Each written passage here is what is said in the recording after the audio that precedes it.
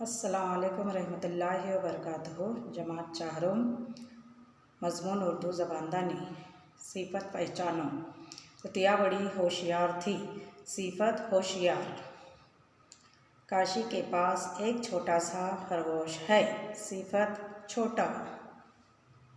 हमने मीठे आम खाए। सिफ़त मीठे। लोमड़ी थी बड़ी चालाक। सिफ़त चालाक। ये दुआ एक बड़े शायर की है। सिफ़त बड़े। ताजमहल खूबसूरत इमारत है। सिफ़त खूबसूरत। उनकी वालिदा एक पढ़े लिखे ख़ानदान से थीं। सिफ़त पढ़े लिखे। हकीम साहब बड़ी समझबूझ के आदमी थे। सिफ़त समझबूझ।